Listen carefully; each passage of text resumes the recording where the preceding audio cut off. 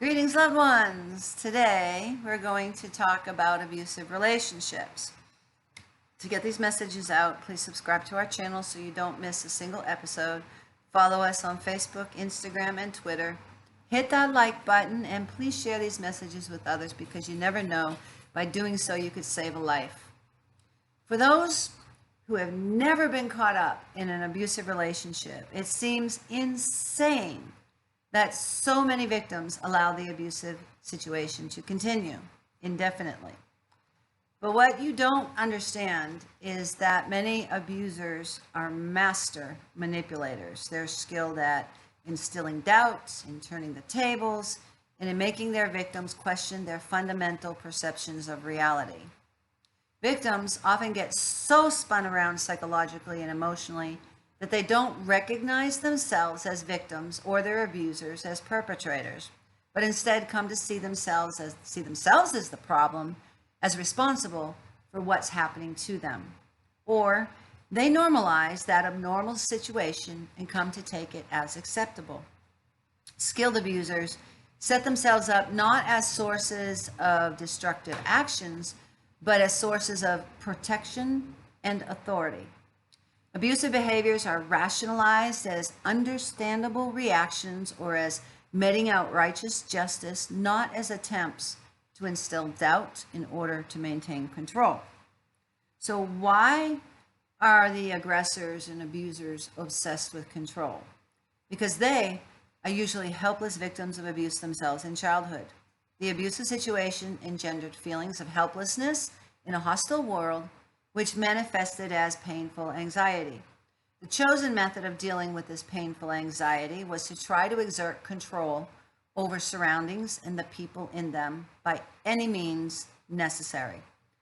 Abusers usually don't consciously see their behavior as abusive. They see it as perfectly justified. This behavior is the only way they've ever found relief from their anxiety. So why do so many abusive relationships continue indefinitely? To be sure, in some cases, it's fear, pure and simple. Victims worry about their own safety or the safety of their loved ones if they were to leave the abusive situation. But in many cases, it's because neither the abuser nor the victim who defines the relationship as abusive. Repression on one side and the installation of doubt on the other lead to a total lack of insight that what's occurring behind closed doors is abusive, abnormal, unhealthy, and dysfunctional. So here's a list of questions that, if answered in the affirmative, could be indicative of an abusive relationship. So listen to these questions. Have I come to feel isolated from my friends and family? Am I made to feel embarrassed or look stupid in public?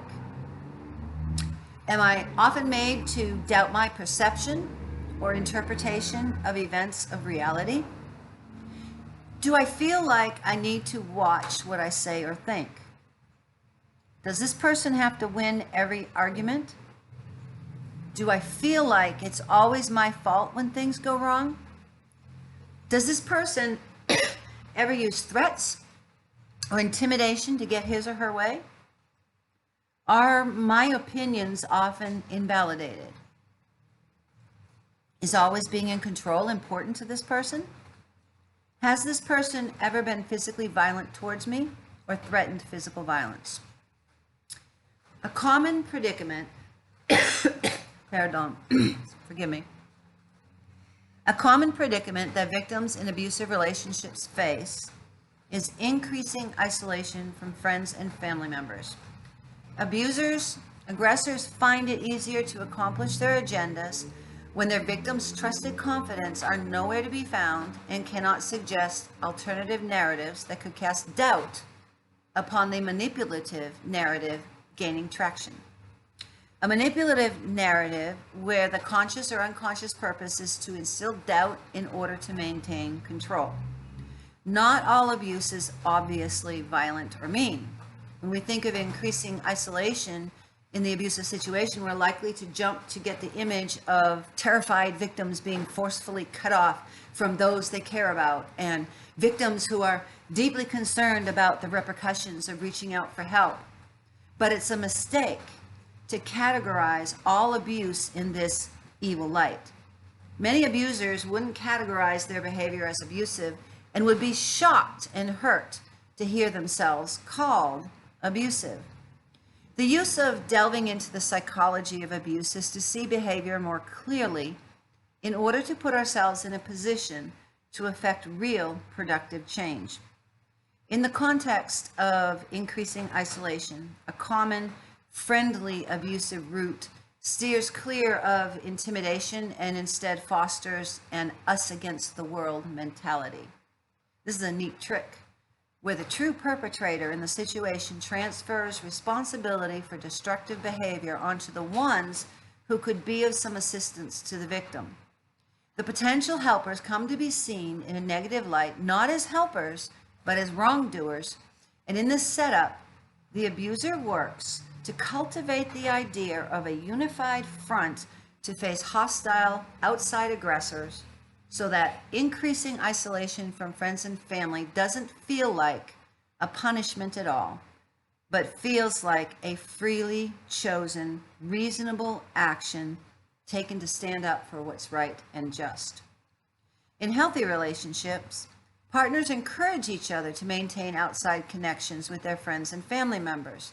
Neither feels threatened by this setup. They trust one another and they're not concerned with control or motivated by fear, but rather with helping each other be happy. During early intoxicating stages of romantic relationships, it's common to see couples sort of ditch their friends because they're all about spending time with each other. And there's nothing wrong with that. We've all been there, and we were there because we really wanted to be. And there are often certain toxic relationships in a person's life that a partner helps clarify, where sometimes cutting off or cutting down on contact really is best for that person's mental health and happiness. The lines in all of this usually aren't as clearly drawn as we'd like to believe. But when over time, strong, trusted relationships start falling by the wayside and trusted outside confidence are nowhere to be found, the red flags should be raised, regardless of how innocuous the circumstances surrounding that evolving situation seem to be. If this seems familiar to you, say something, do something, investigate what is going on. You could be the person who can save a life. You are called. We are all called to be champions for justice, and those who suffer violence need to know that those who love them and those who don't even know them will step out and reach out to them to give them the courage and the help they need to leave before it's too late. The question is not if you will encounter a victim of violence. The question before God is, what will you do when you encounter them? If you are a victim of violence and this is happening to you, know this: there is a way out. He's not going to change, and there are people willing to help you. You're valued, you are loved, you are intelligent, you're beautiful, and God does not want you to suffer violence. He wants you to live free from violence in peace and tranquility. And there is a way out. Abuse, that's not love. If you're a victim of violence and you find yourself in a dangerous situation, call 911 immediately for help. But apart from this, reach out to somebody. There is somebody who will listen to you and who will help you. The series is dedicated in honor of Gabby Petito, a bright young woman whom the world has lost because of gender violence. To help get these messages out, that is the only reason we are doing this, is to get the messages out so those who suffer can see there's a way out, and so those who encounter victims of violence can intervene and save a life. So please subscribe to our channel so you won't miss a single presentation. Follow us on Facebook, Instagram, and Twitter. Hit that like button, and please share these messages with others. You never know, just by doing so, you could save a life. Next time, we are going to talk in depth about why women don't leave violent situations. Until then, God bless you.